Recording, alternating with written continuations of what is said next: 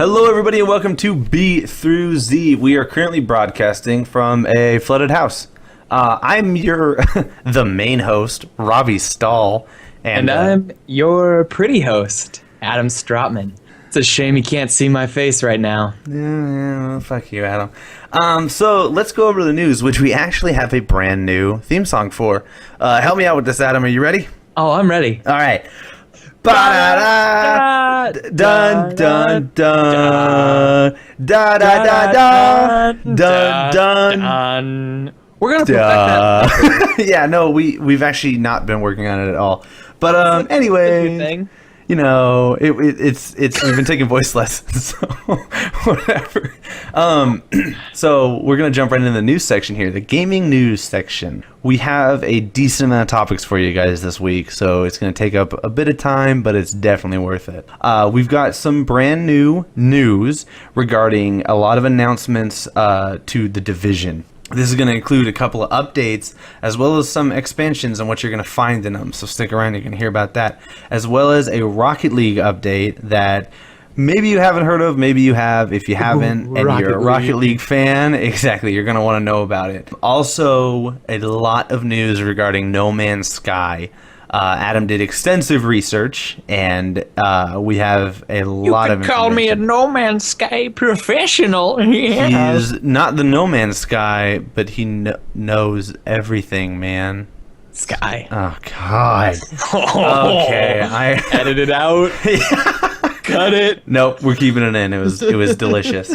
And then other than that, we've got some news in regards to Nintendo Direct, which happened this week. Our highlights, and that's all that really matters, is because we're the most important. So yeah, especially on the show. Well, yeah, matter the most. I mean, in regards to the show, we literally are the most important. It does, the fans don't matter. I'm kidding.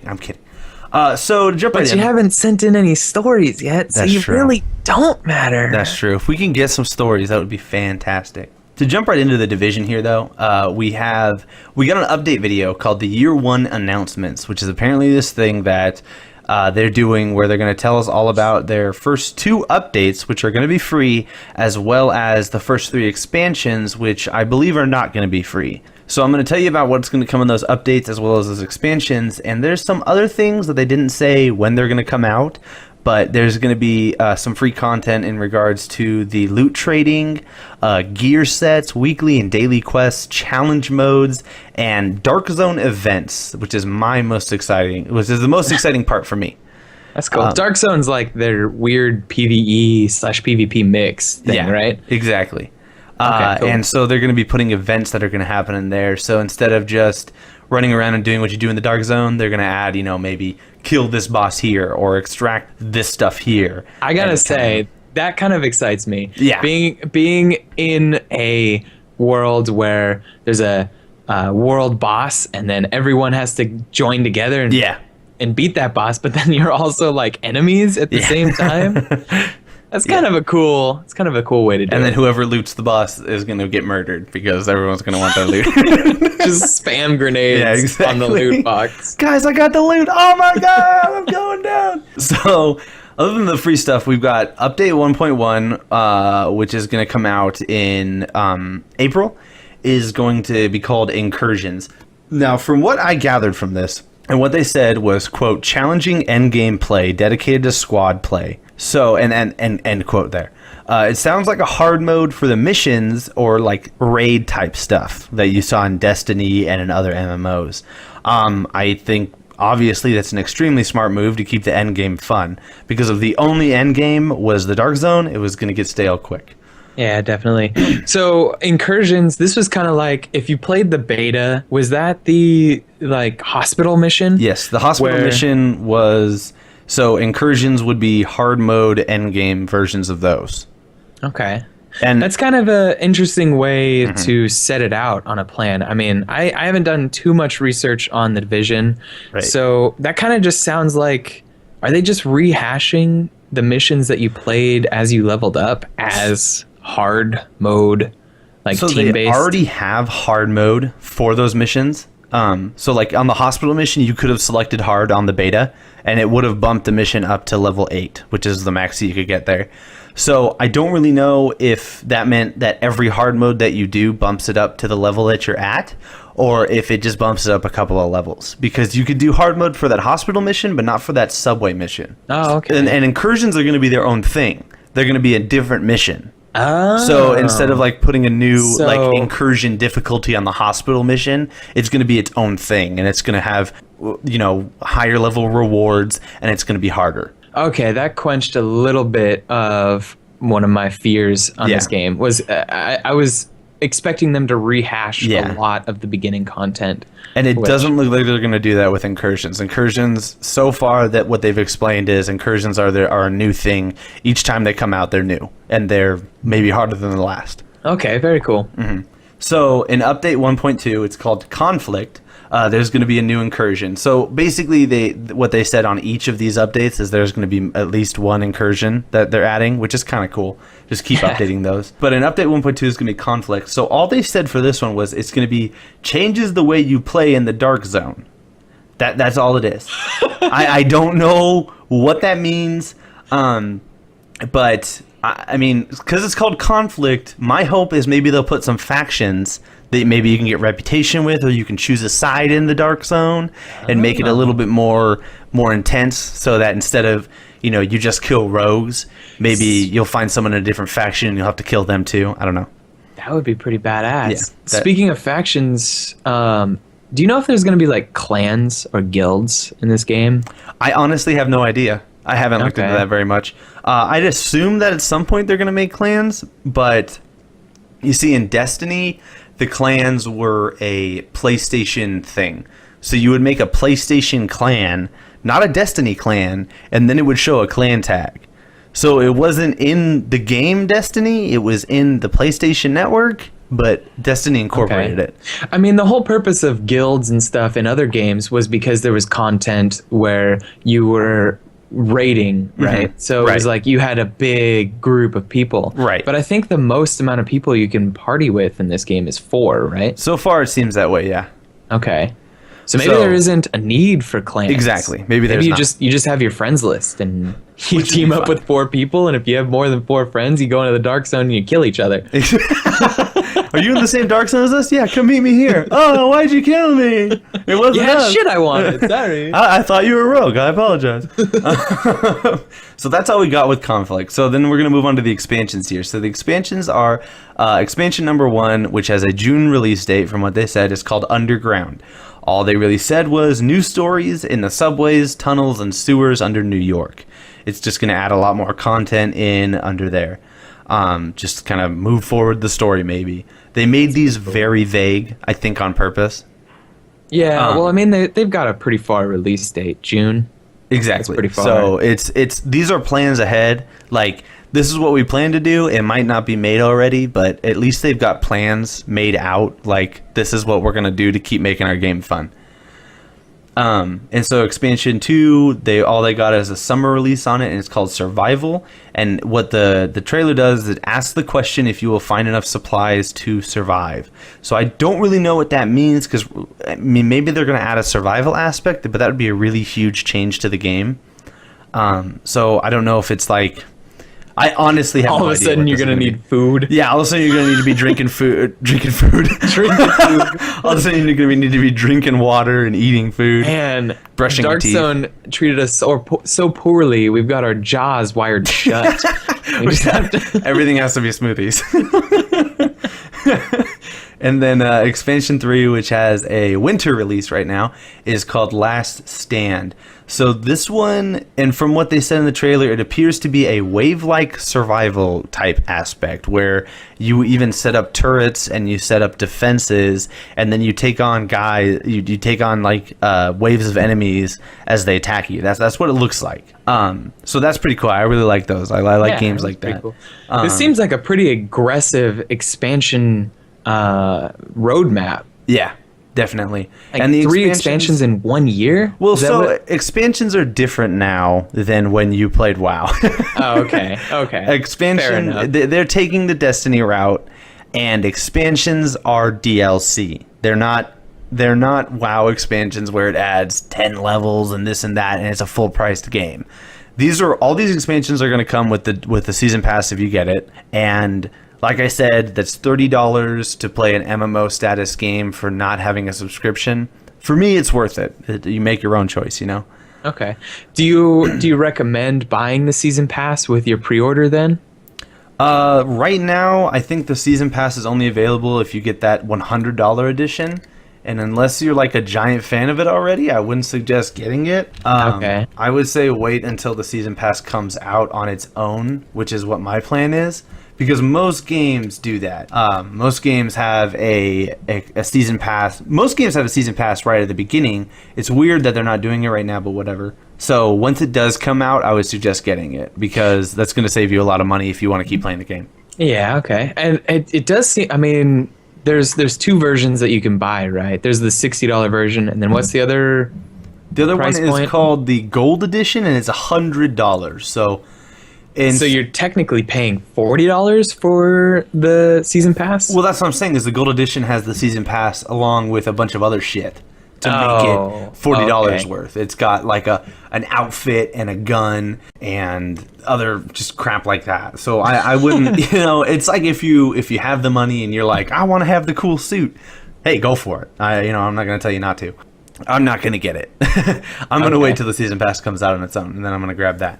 That's probably a good idea, especially since we don't know how true Ubisoft is going to be to this roadmap. I really, really hope. They go from Ubisoft, the shitty, like the bad liars, liars and the crap like that, to Ubisoft, the guys who made a really good game. Other than that, we've got some Rocket League news. So really good news to all the Rocket League Twitch streamers, which I'm sure they already know this, is Esports for Rocket League have been announced, and Twitch has the exclusive broadcasting rights to it. Meaning Twitch and Rocket League have joined forces to make a esports thing for it. Dude, I can't wait to start watching this. Right, me too. I already watched some Rocket League streamers, and they are amazing. It pains me that I am not nearly that good. And I like to think that I'm pretty good at the game, but I mean, holy crap. It's going to have open qualifiers, and it's got a $75,000 prize pool, so you can make some serious money off of this. It appears that the seasons for the esport is going to be 3 months long, and that it's going to be teams of 3 only. You can register right now on RocketLeagueEsports.com and try for the qualifiers and see if you're good enough.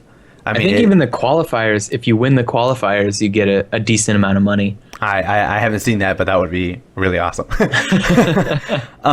But yeah, so that's going to be starting on the 25th of March this month, so keep an eye out for that. Just North America and Europe, right? That's what it looks like, yeah. So okay. Brazilians and Russians, we're sorry. That's not apparently Rocket League. Sucks to suck. So we just attacked whole country. I think we got past that. Yeah, man, maybe. I mean, Rocket League is way too fun to just pass up. True. So, we got a lot of No Man's Sky news, and Adam's going to cram it down your throat. So, yeah. No Man's Sky. Okay. And a lot of throat cramming. So, hit him, Adam. Well, I'll hit him. Oh. Like the Spice Girls. Here it come. Uh-oh. All right, so No Man's Sky came out with some news this week. Pre-orders are out. Not only is there the standard edition, there's an Explorers edition. What? With the Explorers edition comes a $150 price tag. You get a nice little metal ship replica that has different decals. You can customize it. It also comes with a backdrop that you can display behind your ship. And apparently there's going to be a mystery item. Ooh. It's kind of funny that they bundle this game with a mystery item, considering that this entire game is kind of a mystery. Wait, so hold on. Before we move away from the mystery item, I want you to guess, what do you think the mystery item is going to be? Oh, man. I don't know. Like a really cool pocket watch? That would be pretty cool. If it was a straight up pocket watch with like the chain and everything. Yeah, or like a monocle. It has nothing to do with the game, but I've always wanted to own a monocle. It'll make you the fanciest No Man's Sky player in the world. Exactly. You'll be able to see really well out of one eye. I think there's going to be a miniature sentinel that's going to shoot you in the hand with a laser. Just once. Man. Right when you open it. It's just going to fire you. It's just going to... And you're going to be like, oh my god, that hurts so bad. Bro. Exactly. Oh, fuck. That would and be then awesome. It'll not do anything else. The standard game is releasing at a $60 price point, which for some reason is a shock to some people. That's weird. Honestly, this game is more than... It has more content than any other AAA game that has come out in the past. This is such a different game. It's crazy. We'll get into that later when we reveal the planet count, which is quite a fun number. Yeah. If you follow us on Facebook, you'll know that number already. But now you get to hear us try to say it. In a bit. Let's not get ahead of ourselves, Ravi. We gotta save some of it, you know? Let them savor this. Yeah, enjoy it. Let it just sit in your mouth for a while. All right. So, gameplay in this game. The reason you're playing is for exploration. The developers have kind of hinted at this goal of trying to get to the center of the universe. But there's so many planets. It's going to be incredibly hard to find the center of the universe. There's going to be like little clues on how to get there. Just follow the North Star, Adam. I don't know if there's going to be a North Star. There's always a North Star, you son of a bitch. It's an entire universe, man. So there's not going to be traditional quests or like storytelling. You kind of just travel in a spaceship and you land seamlessly on planets, so you can blast off from planets into space and then travel around space and then land on a planet seamlessly. There's no load screens. You can go for days just browsing all these different planets and discovering this universe. That's just fucking incredible. Like, I don't know how else to put it. Like, I'm so excited to just fly around in space, man, and just be like, there's no limits. They've literally said that you can just keep flying into darkness. Like, if you find the edge of the universe somehow, you can just keep going and nothing will stop you. Maybe they have finally answered the question of what dark matter is, like what all of the black spots are out in space. Hello Games, the developers of this, have just discovered. They've answered all the questions of the universe. Of physics. Speaking of physics, one little letdown is that the planets won't have different gravity. So you won't land on a planet and then realize you've traveled 7 years into the future. I don't think that's how gravity works, but hey, whatever. Come on, man. What do I know? Newton. That's what Newton said. Newton.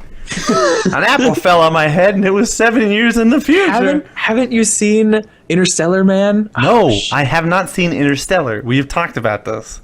Why do you have to call me out on the podcast? Rusty, I don't like Matthew McConaughey, damn it. Okay? All right. Oh, I just don't like Matthew McConaughey. I'm sorry. Oh. I have Interstellar. I literally have it. And I haven't gotten around to watching it yet. I need you to watch it for me. Just for me. Anyways. For you. I will have watched it by the next episode, I promise. Yes. There you go. That could be our pop culture topic. This is a 2-year-old movie. Hey, fuck it. It's a great movie. Anyways, the enemies in this game are the terrain itself. So some planets you land on may be inhospitable. Or the air might be toxic, poisonous planets and stuff. Your suit will let you know once you exit your ship. The creatures on each planet... Do you know... I'm sorry, I don't mean to cut you off, but I'm going to cut you off. No, go ahead. So if you land on a planet and the air is toxic to you, is there just nothing to do on that planet, or is there a way to get a filter? They haven't said yet. Well, I hope so. There will be different types of suits. Mm-hmm. So you can have a suit that's more resistant to a certain type of poisonous cloud and stuff, but they haven't released if it's not poisonous or a specific type of condition. Yeah. Will you still be able to browse that planet? Yeah. I certainly hope so, because that would just be a whole planet to waste. I know we got a lot of planets, but I'm just saying, that would be a real letdown to land on the planet. All right, I flew out to this planet and I can't do anything. I got to fly to another one now. Well, then you just fly to another one. There's quite a lot of not planets. that many planets to look through. Okay, keep going. They also boast a really wide bestiary. So the creatures on each planet may be docile or they might be quite hostile. So that's going to be another enemy. The main enemy looks to be like the Sentinels. Shit, sorry. So the Sentinels are kind of the police of the universe. They're a race that was created to enforce peace, but have since stepped over their boundaries a bit. So they kind of work in the way that the GTA threat system kind of works, where the more negative stuff you do to a planet, the more attention you're going to receive from the Sentinels. And if you start killing Sentinels, you're going to be really, really hated, and you might have to blast in your ship and get the fuck out of there. I've even seen some incredible dogfighting videos of one of the guys just fighting off a wave of Sentinels. I have not seen that, actually. That's really exciting. I honestly didn't know the spaceships could fight. But it makes sense now that I think about it, but I honestly didn't know that before.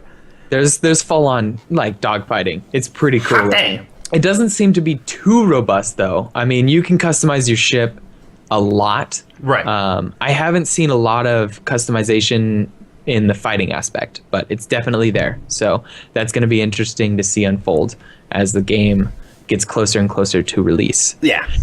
So another crucial point of gameplay is NPC dialogue. This is another news piece that was released with the pre-order information.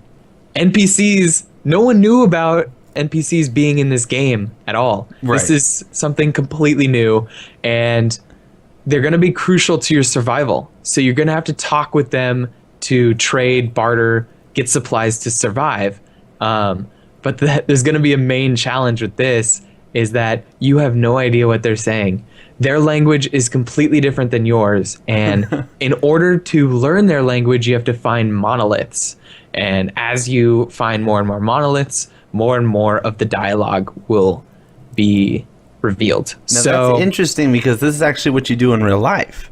It's like you go to a new country and you find monoliths, and then you learn their language.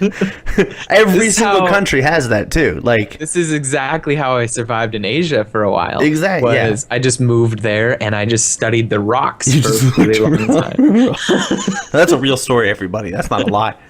Not a lie at all. All right, so let's get to the planet count. They are boasting an insane amount of planets. Do you want to read it, or shall I, Robbie? It's up to you, man. If you want me to do it, I can. If you want to do it, if you want to be the hero here, go for it. Oh, I'm going to be the hero. All right. So, this number. Drum roll.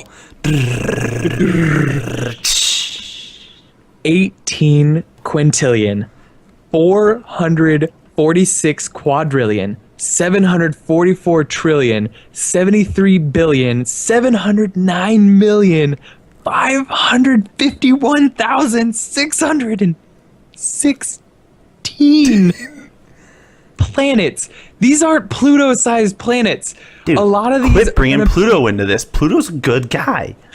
Hey, man. His fault. He's a dwarf. He's a little small for me. Hey. Okay. Yeah, well, fair He's definitely neither a grower or a shower. Ooh, freaking Pluto burns all night.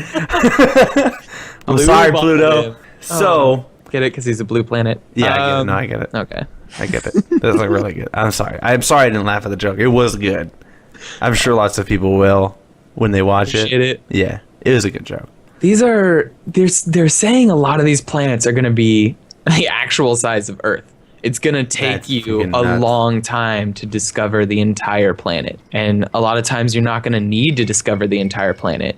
It's quite interesting. It's quite a large number. The way they're going to reach this number is through procedurally generated content. So it's not like 3D models that have to pop in and stuff. It's as you traverse this game, things are going to load in as vector images. So it's kind of like all math. It's a really interesting way of doing it. If you're a nerd. I'm sorry. It's quite all right. I'm quite the nerd. I love the technology that's behind this. Yeah. No, it's cool. It's cool to know, because I actually didn't know. I've heard the term procedurally generated a lot. and I didn't know what it meant until you're now explaining it. So I can't be the only one that's learning this. Hopefully. Oh my God, hopefully. It's a pretty cool way of doing it. So that about wraps it up for all the No Man's Sky news we've got. How about that Nintendo Direct, man? I just want to let everybody know. On our Facebook page, we did type out that number of planets. So if you want to see the length of that number, just to really get, because size does matter. That's why I'm single. And so if you want to get the length of that number, you can check it out on our Facebook page. So, Nintendo Direct, everybody. Nintendo Direct. Nintendo Direct happened, and as we all know, Nintendo proved once again to be just kind of coasting along with the rest of the video game. Yeah, nothing really too exciting came out of this. Yeah. I mean, there is a couple of titles that seem really interesting, so we're just going to talk about those, right? Yeah, just the highlights of what we think is cool. So I want to throw out there that there's 2 new Star Fox games coming out, and they're going to bundle together for a $60 price, which is kind of cool.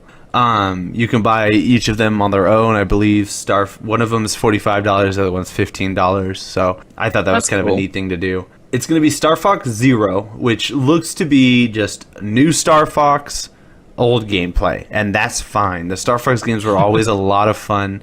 I remember growing up and playing them and seeing those 3 different planets, trails that you could do, and like trying to figure out how to get to each of them was pretty exciting.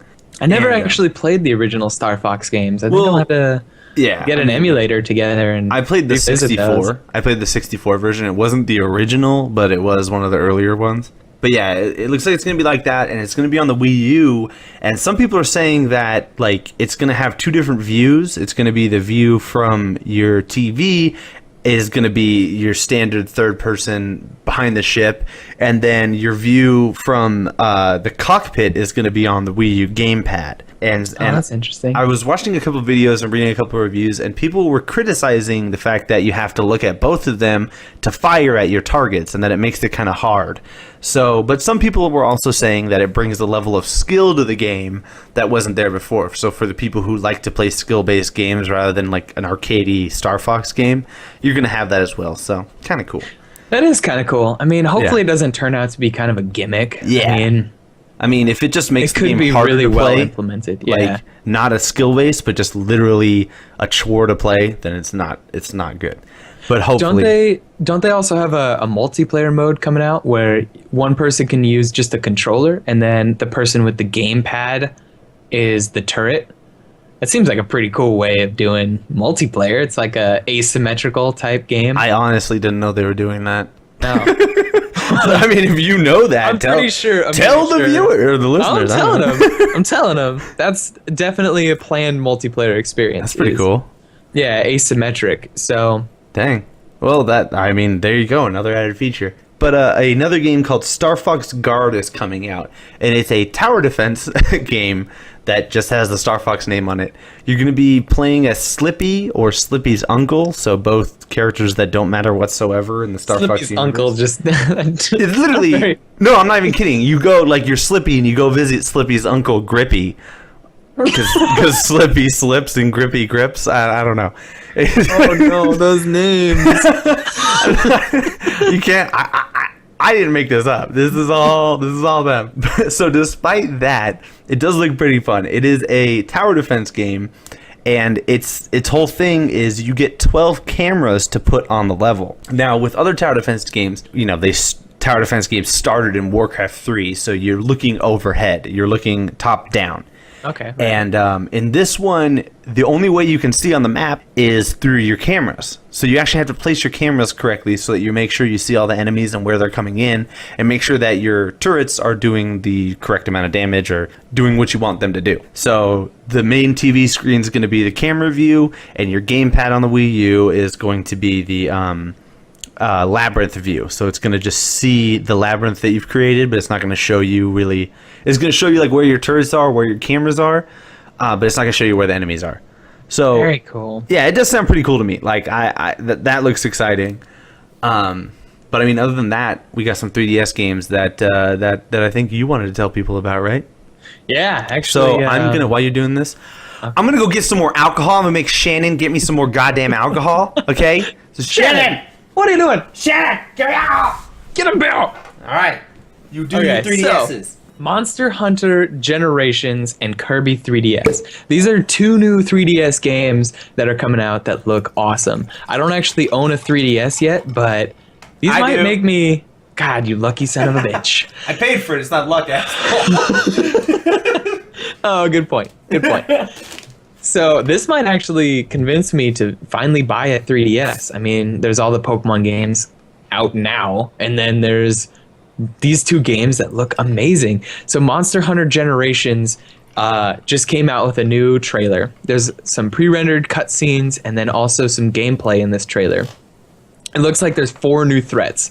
So 4 new major monsters that you're going to be battling, now, along with new abilities. That's what Monster Hunter is known for, is those big-ass monster fights. So that's really cool to hear.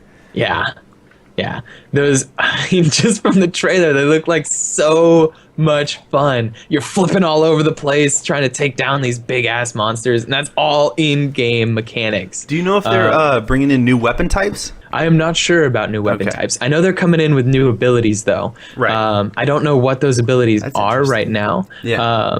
And then another focus they're going with is online play. Mm-hmm. So you're going to be able to take down these monsters with your friends or random people on the internet, which is kind of a new thing for Nintendo. They're known for their online play kind of being bottlenecked to these friend codes, right? Well, yeah, but I mean, with the Monster Hunter 4, there was online play. You could play with randos. So, I mean, did they like throw that out there in the trailer? Is there something new they're doing, maybe? I'm not sure. They just really boasted online play. I haven't played Monster Hunter 4. I would really like to. We'll get to that in a bit. But this game is coming out in 2016, and I accidentally activated Cortana somehow. God damn it, Cortana! Cortana! Why? Oh, God, she's going again. Hang on. She's Googling now for you. Cortana, why? She's not Googling. She's binging. She's binging. God damn. So much better, right? All right. Anyways, so any other 3DS games? This game is coming out in summer 2016. Mm. It's 3DS exclusive, which is a little disappointing to me because I loved Monster Hunter 3 on Wii U.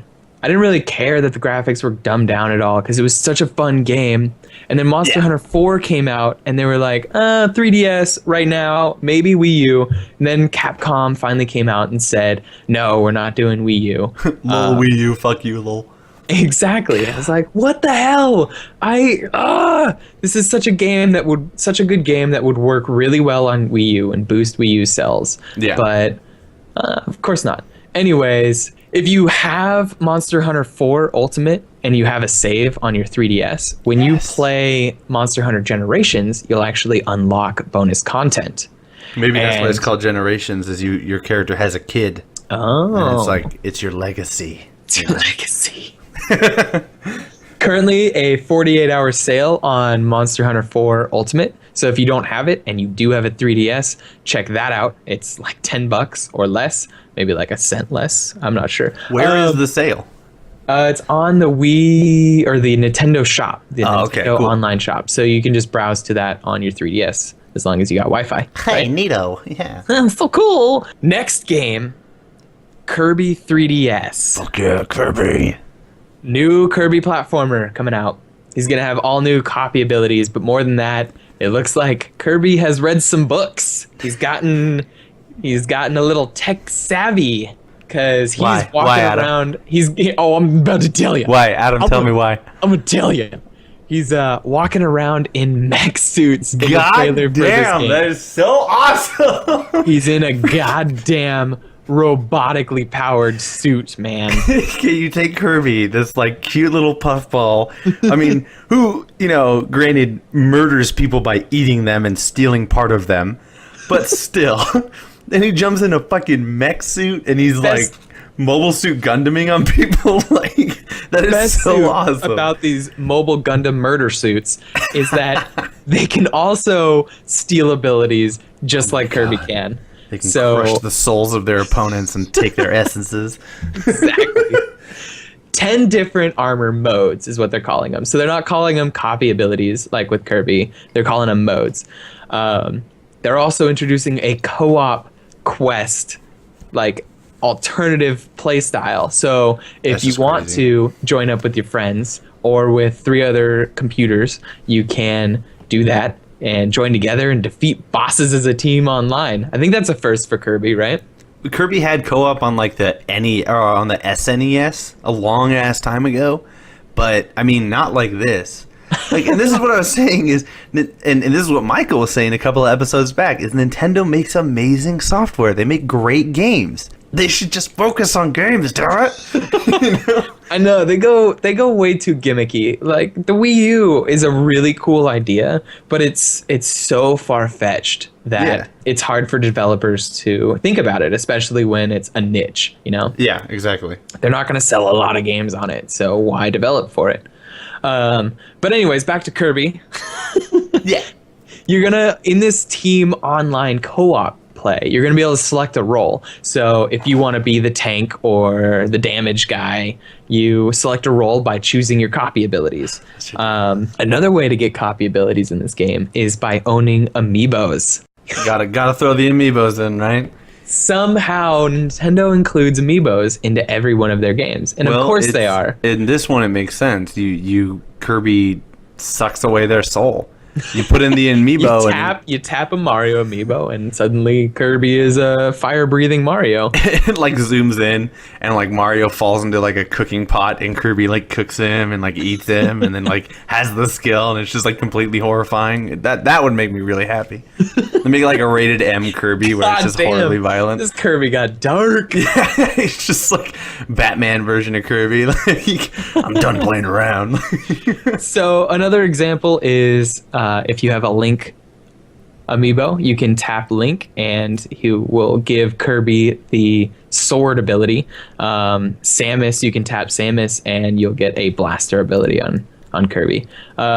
This game releases June 10th. So that about wraps it up for all the really cool 3DS releases. Good. There's also one more thing releasing for Wii U, which is really interesting. Legend of Zelda Twilight Princess HD. This is a remaster with brand new textures and a high-def experience for that good old classic Legend of Zelda. So I mean, now this in itself should really prove a problem with Nintendo's like hardware and everything, is that they have to go nostalgic. They have to bring back their old Link games, their old Zelda games, to make like and remaster them to keep making really good sales. You know what though? After watching the trailer for it, I ain't complaining because it looks amazing. Enough. It looks amazing. All right. I shut up now. I shut up now. I guess I also bought the Wii U, so that shows a lot. Anyways, you might as well buy something for it, right? Someone's got to keep them in business. You're like, you're welcome, Nintendo. You like, it's just you and Nintendo Direct. It's just Adam with his Wii U and Nintendo Direct. I was the only one watching Nintendo Direct. A 45-minute, really boring. So is that it? We all done with our Nintendo Direct news? I think so. All right, everybody. There are the highlights for Nintendo Direct. You don't need to know anything else about them. So moving on from that, I do have my weekly indie boner. What's really giving it to me this week? Ah, you got me in the eye with that. Oh man. Oh hey, sorry. Jeez, why do you think man, I had Shannon go get me alcohol earlier? I've been thinking about. Don't turn around so fast. Why is my eye at that level? Maybe our viewers don't want to know why your eye's at that level. Okay. Hey man, we're in the studio. Anything happens.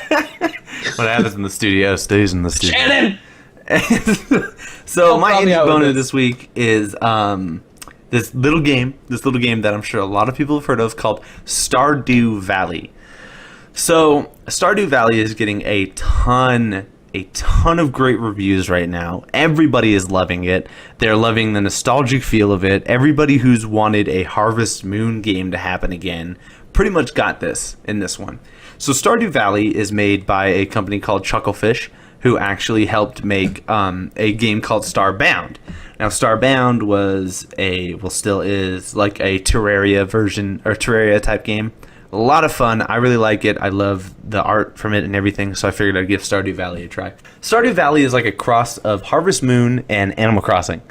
You have a farm that you can upgrade, And that includes like new buildings and animals and stuff. Like, so you can play this as like a farm simulator, but there's also a ton of little secrets and stuff that you can find in the game. It's like there's kind of a main quest going on. There's just little things like you find like a what is that, like a mine cart, and you click on it and it's like out of order, so you know that's going to come back in later and you're going to get to do something with that. You go up to like this little wall and it's like a cave-in happened there, so you know you're going to open that later. You go out to this random tower and you click on it and you hear weird noises when you go near the tower, and it's like it looks all scary. Yeah, it looks all like dilapidated, but then it's like you hear someone inside. So there's all these little things that I know I'm going to be able to unlock if I keep playing it. And honestly, the first time I played it, I felt like it was the first time I was playing Pokemon Red when I was a kid, and I had no idea what I was doing, and it just felt like this little world of wonder. And like, ooh, that sounds fun. It is. It's really cool because it's like, you know, there's all these weird little things that you can figure out and stuff, and it's like it's just really, really nostalgic and really fun. I actually am doing my Let's Play for it so we can put it on the website, but I filmed about 2 hours of it, and the first 2 hours of me playing that game was trying to meet all the people in the town. Because the first quest you get is to meet everybody in the town, and there are 28 people, and they only come out of their houses at certain times of the day, and like sometimes they lock themselves in their rooms, and you can't go into their room until you're a good enough friend with them. So I literally have 2 hours of me walking around angrily cursing at the game trying to meet all these people.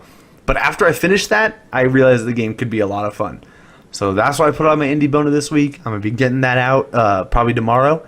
And you guys are all going to enjoy my boner with me. So that... yeah. So that 2 hours of trying to find out about all these people, that didn't deter you at all? Well, okay, so it did. I'm going to be completely honest. I was like, oh my God, have I played... have I hit my 2 hours? Can I do my Steam refund still? But then, like, I found the last people. I gave it a try again, and once I found the last people is when I really started exploring the game, and I found all those little secrets I was talking about earlier. And I started clearing up my farm and putting more shit on my farm. Not shit, but, like so actual you do recommend it to people as long as you can get through that 2 hours. Well, maybe you're not as stupid as me, and like you can find all the people. I just had a lot of trouble. Okay, I did, and there's this.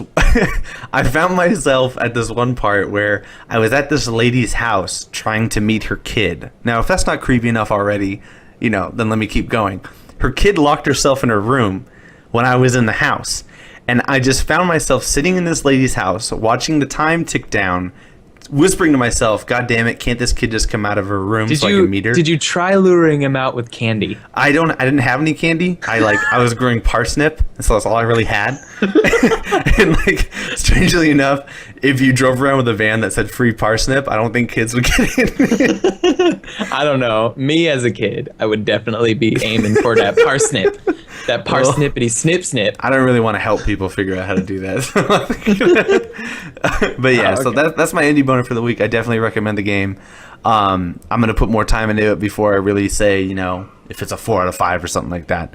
But It's got overwhelmingly positive reviews on Steam right now. It's getting tons of reviews on different gaming websites. I would definitely check it out if you liked Harvest Moon or Animal Crossing, or if you just like fun games. I don't know. Period. So there's that. Yeah. All right. So we've got our gamer story of the week. Too bad we don't. Yeah, nobody freaking emailed us. Nobody emailed us. So we're gonna put a link into a Dark Souls 3 trailer with DMX put to it. So the Dark Souls 3 trailer came out recently, and someone who had probably just seen Deadpool or something decided to put X Gon' Give It To You by DMX to the trailer, and it really changes the feel of the game. It makes you feel honestly flawless. It makes you feel like you could actually beat Dark Souls 3.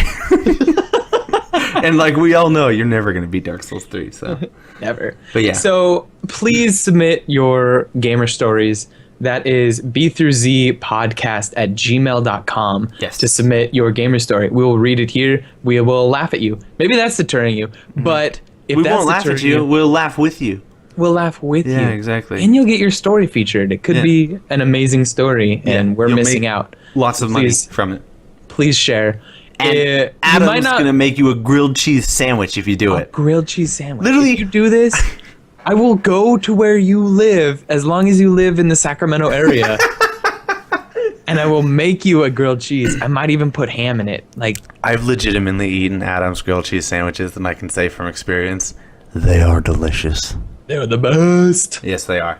But yeah, so send that in, BthroughZpodcast@gmail.com. Or you can comment on it on the YouTube video. The YouTube is BthroughZ.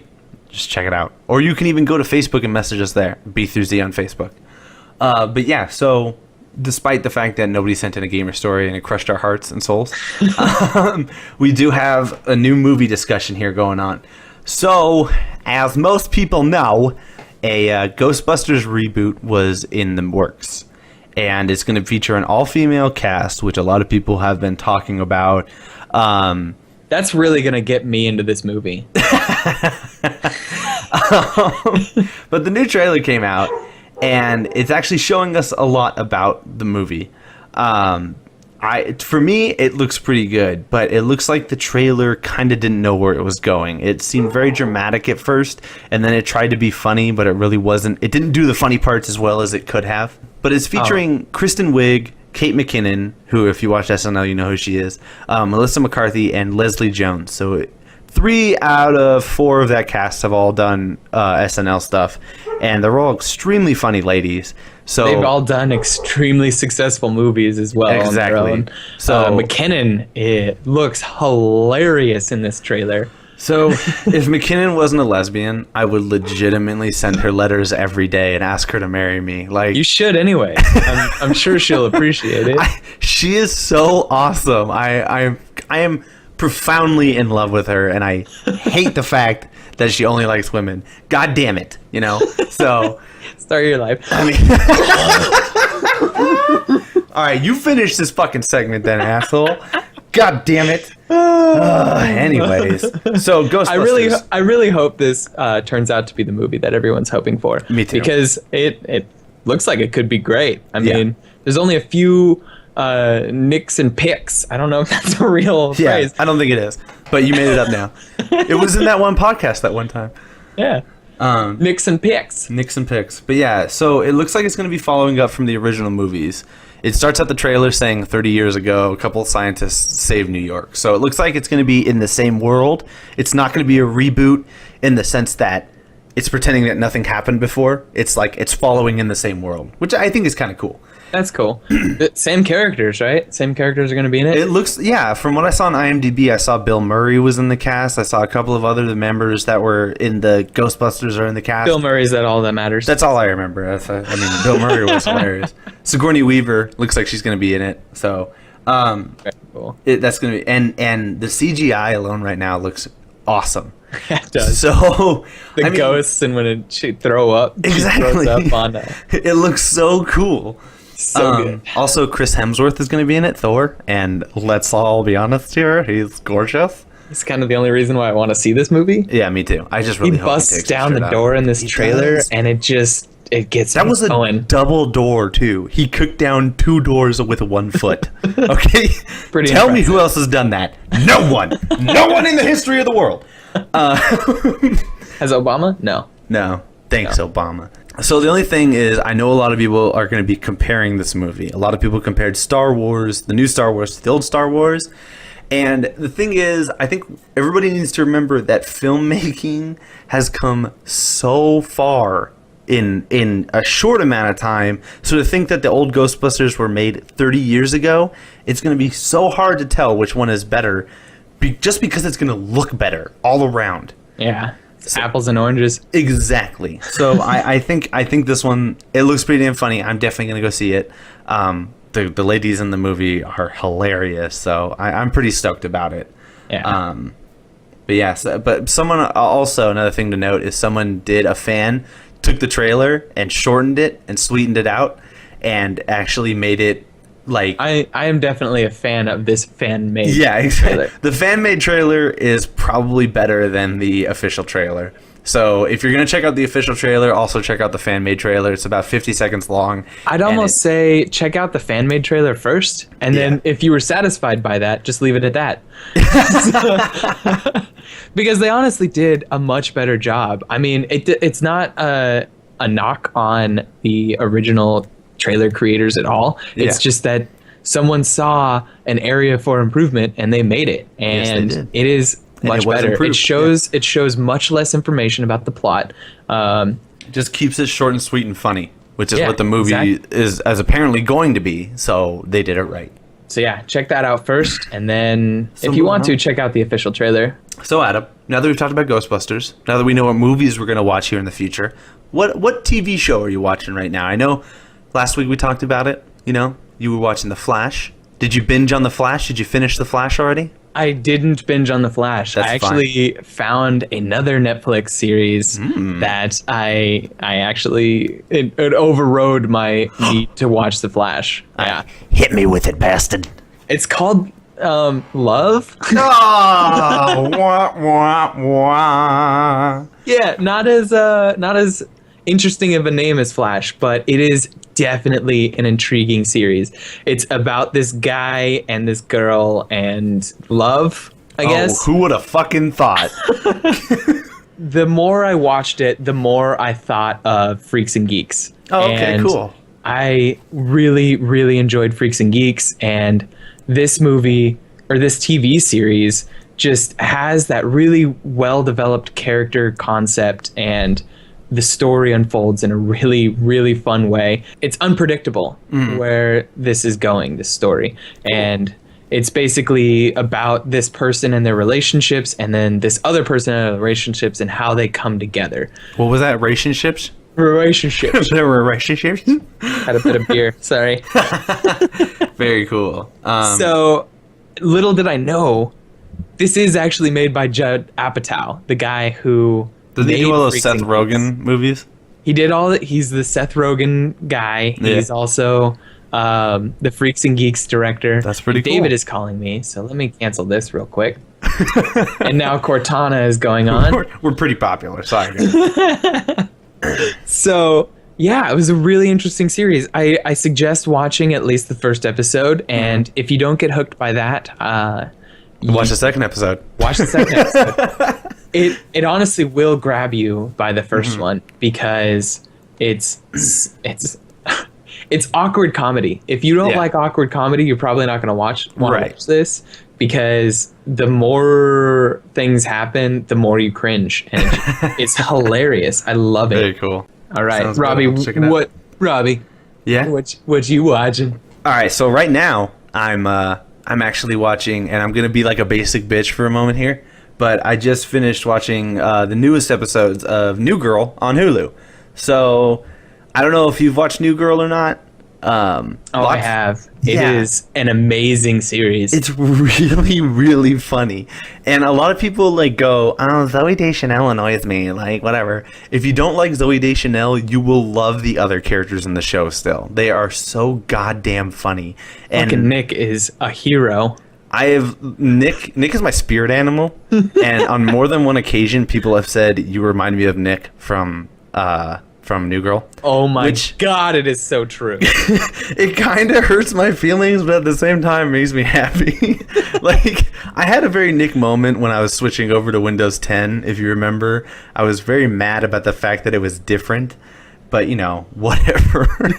I don't care. But yeah, New Girl Season 5 is very funny so far. It holds true to the rest of the series, and it just continues to grow and get better. So, and a thing that worried me was a couple episodes in, they do a thing where Zooey Deschanel's character actually leaves the show, and I was like, wait, is she done? You know, is she off the show? I checked it out. Apparently, she's just on maternity leave right now. So, hey, good, congratulations, she's having a baby. Oh yeah, good for her. So she's coming back to the show. But you know, a big thing is when shows lose one of their main characters, there's really no coming back. Now that you guys know what we're watching, or movies, or shows, or whatever, just send us an email at BthroughZpodcast@gmail.com. Let us know what you're watching, and we may feature it here on the show. If we're missing some really good show that like, you think we should watch, we need to see. Yeah, please let us know. Let us know. We know about Making a Murderer. You don't need to tell us about that one. Yeah, dear God, no more. There was like 10 people who told us about Making a Murderer. Literally, nobody emailed us with their gamer stories, but everybody emailed us going, "Oh, I'm watching Making a Murderer." Fuck off. So, anyways, so now that we know what you're watching, Adam, what are you listening to, huh? Oh, snap. So I have been obsessed with Drew of the Drew. That's Drew of the, one word, Drew. Oh, right. Of the one word. A little cool name you got going there. That's pretty cool right there. I like that a lot. They have a song called Cry, Die, Fly. And here's a 20-second preview of that song.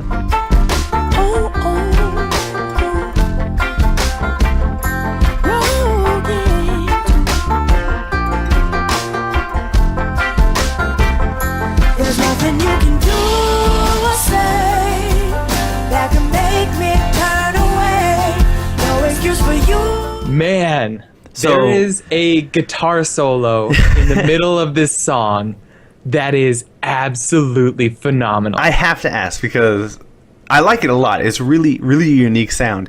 But is that a guitar or a banjo or both? Both. So they do have a banjo in there. They do have a banjo in there. God, I love when people throw in banjos. It just makes everything better. And every single one of their songs on their newest album, Green, is absolutely different. It is so hard to categorize this as a specific genre because every single song they come out with is so fresh. It is amazing. I love listening to their stuff. Would you say it's not very mainstream? Are you also wearing suspenders right now? I would love for these guys to be mainstream because if more people can make music like this, I wouldn't know what to do with myself. You know what they also do? What? They have 2 fucking drummers. Oh, wow. Interesting. So some of their songs, their drummers just go into dual solo mode. Very cool. Where one drummer will do a solo, the next drummer will do a solo, and the other one tops it, and it is phenomenal. That's awesome. Yeah, so Drew of the Drew, Green. Please check them out. They're on Spotify. They're on Google Play. I really did like that, though, to be honest. Cool. I'm glad. So, Robbie, what is your song that you would like to share with the listeners? So my song is going to hit you a little bit harder. It's kind of it's one of those genres where if you don't like it, you probably hate it. And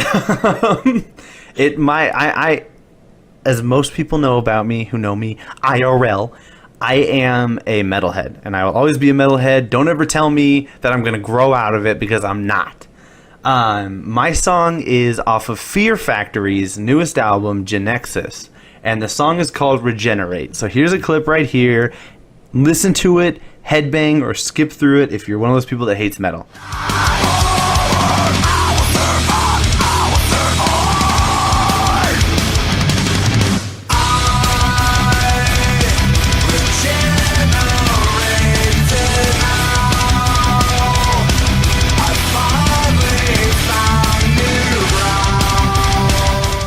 All right, so now that you've listened to it, I hope you're on the same level as me on understanding why I enjoy it. Fear Factory has been around forever, so if you're a metalhead, you know that already, but they do such a good mix of angry, growly vocals alongside of clean singing, and they add the synth and everything to make it melodic death metal that kind of In Flames coined back in the day. I really liked how I was actually able to understand the lyrics on this. Yeah. Because normally with metal music, I have no idea what's going on. Like, I love drum beats. Yeah. Yeah. Fear Factory is in a group on their, with a couple of other bands that are just so amazing. And it's one of my favorite songs. Definitely one of their best albums. So check them out on our Spotify playlist. Adam's going to have it up. It's the Spotify playlist on Adam Strotman's. You can find it on our Facebook page, right? Yep, definitely. Yeah. I'll link it again just in case you didn't catch it. It has the entire album of every single band we've covered so far. Yeah, and we will continue to mention. So check them out, enjoy them. If you got recommendations, go to our Facebook, facebook.com/BthroughZpodcast. Tweet us at BthroughZ_ at the end, or send it to our Gmail, which we've said like a billion times already, but I'll say it again. BthroughZpodcast@gmail.com. Let us know if we're missing out on a band that you think we may like. Let us know if we're missing out on a band that you think we may hate. Whatever. Doesn't matter. So Adam, do you know what time it is? What time is it, Robbie? Adam, it's time to get tickled. Oh, so does that mean Tickly Tech is in effect? That was awesome. I can't top that. That was amazing. Yes, Tickly Tech is in effect. It's time for Adam's Tickly Tech.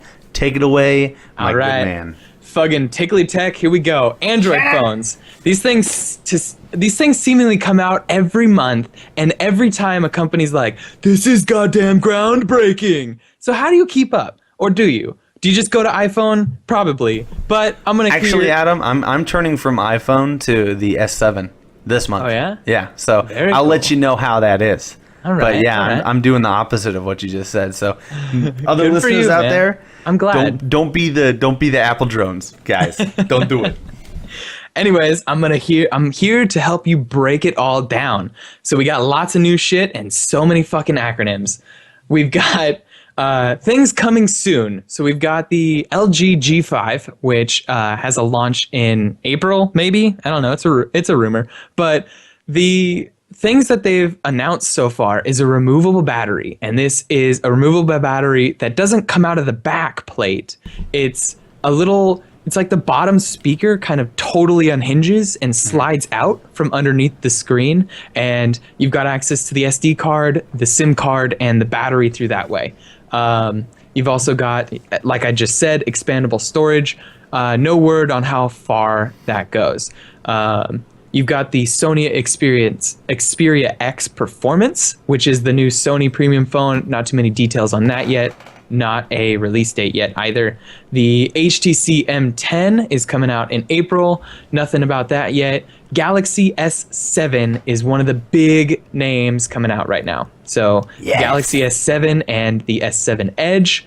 Their price is a bit high at $694 and $750 for the Edge. Pros are expandable storage. I believe they said you could get up to 2 terabytes of expandable storage on these new phones. That's what they told me at the stores. Which is quite impressive. I love that a lot of phones are going expandable storage. It's a really nice turn of events, especially since the iPhone starts out at like 16 gigs. Right. 16 gigs? Yeah. Who is not going to fill up 16 gigs anymore? That's my iPhone right now. Okay. I have an iPhone 5 from 2013 still. So... Woo! Yeah, it's 16 gigs. Like, if I download one app at this point, it just fills it up. It's so annoying, but yeah, I'm pretty stoked to get this S7. So, the S7 is also boasting an AMOLED screen, which is a new screen technology that is a lot more battery efficient. It's a lot better looking. It's a beautiful, beautiful screen. Comes with a big ass battery in the Edge. The standard battery is a 3000 milliamp, and in the Edge, it's a 3600 milliamp. So that should get you about a day and a half of battery life. You got powerful hardware, and if you like the S6, you're gonna like this. Some things I didn't like about it was, of course, Samsung and its insane amount of built-in software. There's a lot of bloatware on here, which means you're gonna have a lot of storage space taken up on this useless software that's just kind of hanging around that you're never going to use and you can't disable. You can't, you can hide it, I guess, but it's still going to take up storage space, which is a bummer. My Samsung Friend Connect, though. Come on, your Friend Connect and your Samsung Maps, because that's going to be better than Google Maps, right? Samsung Maps. Another thing I didn't like was the home button fingerprint scanner. Why place it on the home button? It seems like all these other phones are doing it much better. They put the fingerprint scanner on the back of the phone where you naturally place your index finger, which just seems like a better option in my mind, because your index finger is in much better position to scan. You don't have to hold the phone in an odd way to scan your thumb. It's just something that happens naturally and quickly. So that was kind of a weird thing. That's not available yet. That's going to be available in March I believe March 11th. So you got about a week to wait on that. What is available now, and in my mind is one of the best phones you can buy that's out right now, is the Nexus 6P. This is coming in at $499. And this is unfortunately something you have to buy off of a contract. So you're paying that full $499 price up front. You can't do a subsidy month to month or do the upfront, $200 contract 2-year fee. Mm-hmm. So the pros about this is the fingerprint scanner is on the back, and this is the flagship Android phone. This is the phone that Android was built for. Isn't this the Google-made phone? This is the Google-made phone. Gotcha. It's a combination of Google and Huawei, which is a Chinese company. Don't let that... Yeah, Huawei. Don't let that deter you, though. I know Chinese kind of sound... Trump says a lot of bad things about them. China. Trump's got tiny hands. What does he know? But he guarantees you is not tiny anywhere else. So yes, good point. God, I know that for a fact. Oh God, no. Oh, Jesus. Anyways, this is the Android phone, so you're gonna get Android updates as they come out. You're not gonna have to wait for your carrier to patch them for you. So this has a beautiful screen as well. This has an amazing camera. This is the first Nexus to actually have a really good camera, which is quite surprising, actually. It's got fast capture, fast focus, 4K video, 240 frames per second slow-mo. So this is powerful hardware. Cons are, this is a big phone. It doesn't have wireless charging. It doesn't have IR blaster. And the camera software is a little lacking in some areas. Battery is okay. It'll last you a day. So in my mind, this is the best smartphone you can buy for all-around features. If you're just looking for an Android to jump into it and test the waters, this is a great way to start. It's a cheaper price. It's got everything you'll ever need in an Android phone. There's the Galaxy S6. This is coming out at $584. I actually own the S6 right now, and I love it. It is a great phone, great hardware.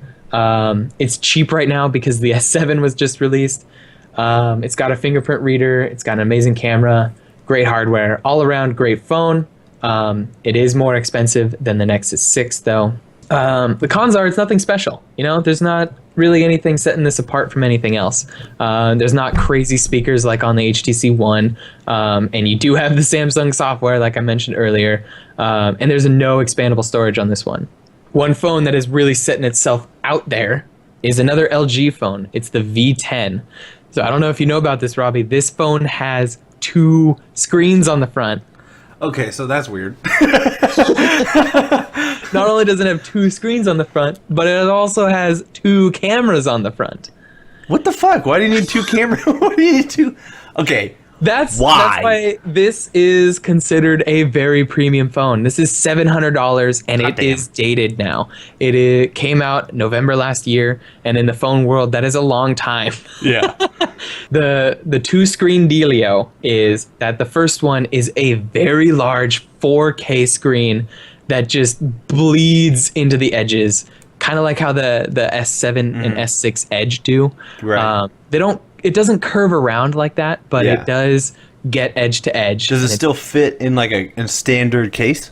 It does, yeah. Okay, good. So, because the S6 doesn't do that, so it's like you have to get specific cases for it. So, the Edge, sorry. Oh, okay, yeah. So, you'll still have to find the LG V10 specific cases, right? Of course. Because Androids, they're all different. So there's no like standardized case like there is with iPhones. Yeah. The 2 front-facing cameras allows for 2 different perspectives or widescreen lens. So you can take a selfie with a really wide angle. So you can have a lot of people in front of the phone and take a really wide-angled photo, which is really cool. So you don't have to sit there and fiddle with a timer and run back and forth and make sure it took the picture, The 2 screens though, so one is one large 4K screen and the other one's like a small multitasking screen that's going to be placed in the top of the phone. The The way this works is it's meant for convenient ways to access apps and shortcuts and other information. You could put the notification bar up there if you want. You can put application widgets if you want up there.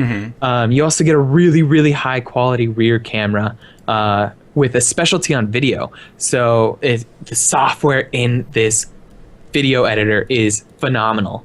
It's crazy what you can do. You can set depth of field. You can do all this crazy shit. I don't know how it all works, whatever. The cons are...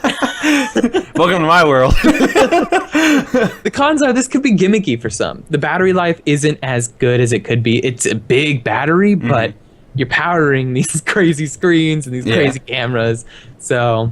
Also, the design may be a little weird. It does have a removable battery, and that battery is removable by a silicone plate that's on the back of the phone. So it's not like a unibody like the iPhone. It's not all aluminum. It's this like bendy piece of plastic that comes off the back, and then you can pop out the phone and the SD card and stuff. So it feels a little cheap. But that makes it more rugged. So I guess there's trade-offs, whatever. This phone is huge. It's expensive and it's huge. $699, the LG V10. I recommend it if you want something out of the ordinary. I don't recommend it if you want the standard experience. iPhones, by comparison, are $650 and $750 for the S6 Plus. You can choose this phone if you want to, but it's going to be a phone where you just make calls and you text message and you browse the internet. You're going to be paying $700 fucking dollars for a fucking flip phone. Why? Well, I mean iPhones, like, they have a lot of good specific iOS apps, don't they? And it's like, it's really user-friendly for people, at least. I don't know of any specific apps per se, because most of the big named apps are like, they'll go to Android because they don't want to lose out on that market. You know? Jetpack Rider by Hi-Res Studios is iOS only. Sucker. Oh shit!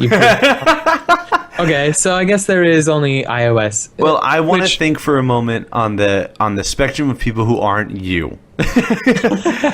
Good point. So no, it's very user friendly. I don't mean to bash. No, bash it all you want. I'm just saying it's user friendly compared to Android. It is a great phone. They're very, very powerful. They have great hardware and beautiful screens, and they're very sturdy despite what people have said. Of course, if you bend your phone, you're gonna fucking break it. These aren't the Nokia bricks from back in the day, okay? Exactly. They're just one sheet of glass. Try to do that with any piece of glass, you're gonna break it. So the only thing I don't like about it is multitasking is limited. If you open up multiple apps, you're gonna be shutting down other apps in the background. It's not gonna run them at the same time because it doesn't have the processor to do that. But it handles it in a really clean way. So when you open up multiple apps, it'll take a snapshot of where that app is at. And when you open it up later, it'll show you that snapshot and then reload in the background and then show you that reload once it's finished. So if you're understanding what I'm saying is when you open it up, you'll have something to look at, and then once it's ready, it'll show you the new information. So you're not just staring at this stupid like spinning wheel, right? You're actually getting information, and then new information comes in. It's a really clever way to handle multitasking when you don't have the hardware to back it. Very cool. The software is a bit locked down, so you won't have these really cool apps that can do extraneous features like if you know about it, there's VNC. You can control your lights and shit, or control your Raspberry Pi. We'll get into that later. So if you just want to make phone calls, text, browse the internet, have like a very standardized experience, this is the way to go. The iPhone is a great phone for people who just want a phone and need the functionality a smartphone provides. But there's also Windows Phone. No. I only know one person in my life who's ever gotten a Windows Phone, just saying. Oh, Bree? Yep, Bree. Hey, Bree, how you doing? Hopefully you watch the podcast. Seriously. No, I think that Windows Phone could do great. It's just a shame that they're not catching on to where their niche could be at, and that's the business demographic. Like, BlackBerry's not filling that spot anymore, so why can't they sneak in there and be like the phone that's a powerhouse that you can do work on, you know? Yeah. Like, I would love to have maybe because there's tablets now. A lot of people probably do tablets to do work. Maybe, I don't know. Oh, that's true. I guess they do have the Surface and the Surface Pro, which are like really BlackBerry dominated before there were tablets, so maybe that's what's taking the market up. I just feel like if I could carry the power of a tablet in the size of a phone, and have this phone, they were boasting like this docking feature, which is called Continuum, where you dock it and you can plug in mouse and keyboard, and it's a full-on desktop operating system experience. Hot damn. Yeah, so you plug this in, and it's like you're working on a desktop. That's pretty cool. You have Word, you have your internet browser, and it's a very powerful experience. But I haven't seen that yet. They said this a year and a half ago, and it hasn't hit mainstream at all. Yeah. So it's like, what are you guys doing? You guys had this plan of hitting this business demographic, and now you're not doing it. Yeah. What's going on? So Windows Phone, I'd stay clear right now. They're still trying to figure out what they want to do. My recommendations, iPhone, if you want the standard experience, Nexus 6P if you want to break out of the mold. And if you really, really want to break out of the mold, get the LG V10. Those are all great phones. Everything that's coming out now, you cannot go wrong, to be honest. They're all in the similar price category. You're maybe spending $100, $200 difference. Right. Whatever you choose, they're all great. Technology is amazing. Adam, thank you for that beautiful description of all those different phones. No problem. Honestly, it is nice. As a person who doesn't do the amount of research that you do about these things, and I can tell you, I am definitely not the only one. It is a beautiful thing to hear everything, like to hear pros and cons about all this shit. So, thank you. Very well done, sir. Very well done. I appreciate that. I mean, Tickly Tech is up, right? That is it. All right, man. Well, it is time for the outro. We will thank you guys for listening to the end here. Thank you so much. Seriously, you're amazing. You're all dumbasses, but you're amazing. But seriously, I mean, any support helps. Any single listen helps. So thank you so much. And Adam, why don't you take us out? Okay. If you guys want to submit your stories, if we get enough stories, in a couple episodes, we're going to do a giveaway. If we get enough people, that giveaway will be big. Yeah. So let's think about this. There's a couple of games that are coming out here pretty soon. Oh, fuck, man. If you guys help us out a little bit, maybe there'll be a little surprise, a little mystery. Mystery item, huh? Yeah. Oh, my God. What's that going to be? It might be something we talked about in the show today. Maybe. A little pre-order. Maybe. I would love to give that away, but you guys need to help us out first. Please submit stories. Let us know you're listening. Comment on it on our Facebook or whatever, and you could be the lucky one. So email us at BthroughZpodcast@gmail.com. Thank you very much.